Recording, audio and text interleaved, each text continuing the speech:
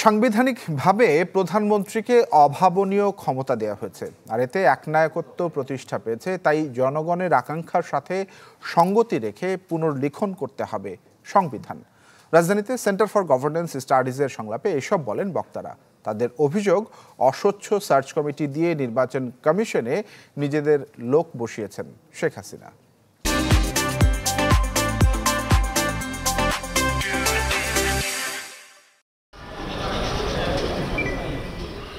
স্বাধীনতার ৫৩ বছর পরে সংবিধানে কাটাছেঁড়া হয়েছে বহুবার, যদিও বারবার সংশোধনীর পরেও রয়ে গেছে নানা বিতর্ক। এমন বাস্তবতায় সেন্টার ফর গভর্নেন্স স্টাডিজের শনিবারের আলোচনার মূল বিষয় গণতান্ত্রিক পুনর্গঠনের জন্য সংলাপ। শুরুতেই ছাত্র আন্দোলনে নিহতদের প্রতি শ্রদ্ধা জানিয়ে ১ মিনিট নীরবতা পালন করা হয়। সূচনা বক্তব্যে সিজিএস এর উপদেষ্টা ডক্টর আলী রিয়াজ বলেন, দেশে সাংবিধানিকভাবে প্রতিষ্ঠা করা হয়েছে এক নায়কতন্ত্র, যা থেকে মুক্তি পেতে সংবিধান পুনর্লিখন ছাড়া উপায় নেই। সাংবিধানিকভাবে পথ পদ্ধতি তৈরি করে সেগুলি করা হয়েছে। এখন প্রশ্ন হচ্ছে, যদি সংবিধান অব্যাহত থাকে এরকম ভাবে, এই সাংবিধানিক একনায়কত্ব মোকাবেলা করা, প্রতিরোধ করা যাবে কিনা। যতক্ষণ না পর্যন্ত ব্যক্তির হাতে ক্ষমতার এই অসম্ভব এবং অসম কেন্দ্রীকরণ ঘটবে, আমি অন্ততপক্ষে ব্যক্তিগতভাবে মনে করি যে আসলে কোনোভাবেই গণতান্ত্রিক কোনো রকম পুনর্গঠন সম্ভব হবে না। নিজ নিজ অবস্থান তুলে ধরে বক্তব্য দেন আমন্ত্রিত অতিথিরা, যেখানে উঠে আসে সংবিধান, নির্বাচন ও গণভোট সহ সমসাময়িক নানান ইস্যু। 1971-এর যে পিপল, ওনাদের উইলের সাথে তো আমাদের উইলের খুব বেশি ডিফারেন্স নাই। ওইটা একটা রাজনৈতিক দলের ভিতরে ঢুকে গেছে। সেখান থেকে বের করে 1971-এর পিপলস উইলকে আমি কিভাবে 24-এর পিপলস উইলের সাথে কানেক্ট করব, সেই রাজনৈতিক প্রস্তাবনাও আমাদের থাকতে হবে। যারা অ্যান্টি ফ্যাসিস্ট মুভমেন্টে এক দফা দাবিতে ছিল, পলিটিক্যাল পার্টিস এবং আদার স্টেক হোল্ডার্স, তাদের সবাই মিলে একটা অ্যাসেম্বলি করে সেখান থেকে আমরা কনস্টিটিউশন তৈরি করে রেফারেন্ডাম দিয়ে আমরা রেটিফাই করতে পারি।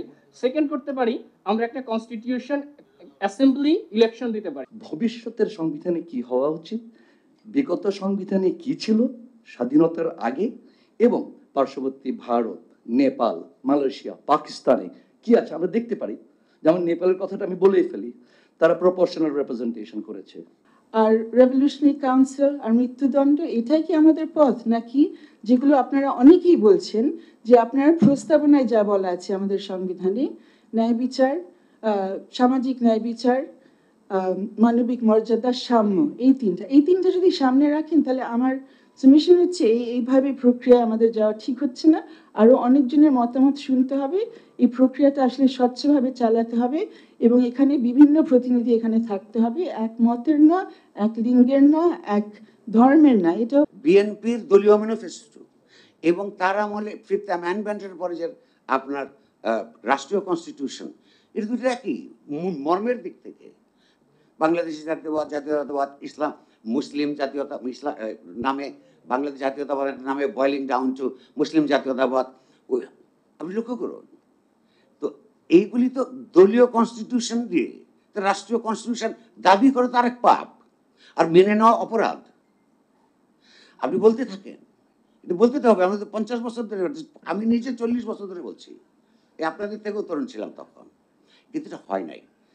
এর মধ্য দিয়ে এই গত 30, 35, 40 বছরে যে অগ্রগতি কতগুলো হয়েছে, এই যে আলোচনাটা আজকে হচ্ছে, এই ধরনের আলোচনা বহু বছরের দেশে হয় নাই।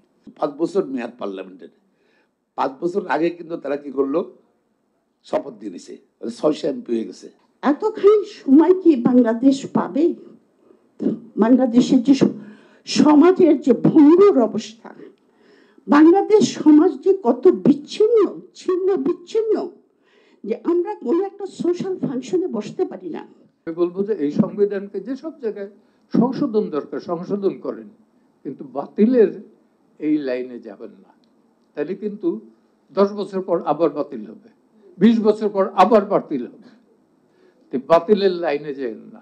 পুনর্লেখন মানে একবারে সবকিছু ছুঁড়ে ফেলে দিয়ে তা করবো তা নয়, কিন্তু কতটুকু যাব সেটাই আমাদের নির্ধারণ করা দরকার। 5ম সংশোধনী বাতিল হয়েছে, সেখানে গণভোটের বিধান ছিল এবং গণভোটটাকে দ্বাদশ সংশোধনী দ্বারা কিন্তু সীমিত করা হয়।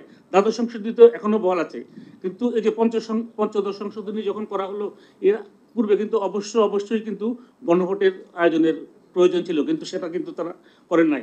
অনুষ্ঠানের প্রধান অতিথি অন্তর্বর্তী সরকারের স্থানীয় সরকার উপদেষ্টা বলেন, সংবিধানের গণতান্ত্রিক পুনর্গঠনের জন্য আবারও ফিরতে হবে ছাত্র জনতার কাছে। আমাদের আগামীতে সংবিধান সংশোধন হোক, পুনর্লিখন হোক, এই কনস্টিটিউয়েন্ট অ্যাসেম্বলির ডিবেটগুলি কি আলোচনা হয়েছিল হয়তো আমাদের কাজে লাগতে পারে। তার দাবি, ৭১-এর আকাঙ্ক্ষা পূরণ হয়নি বলেই বৈষম্য মোচনে দেশে ছাত্র জনতার সাম্প্রতিক অভ্যুত্থান ডেমোক্রেটিক রিকনস্ট্রাকশনকে শক্তিশালী করবে। মোর্শেদ হাসিব, চ্যানেল 24, ঢাকা।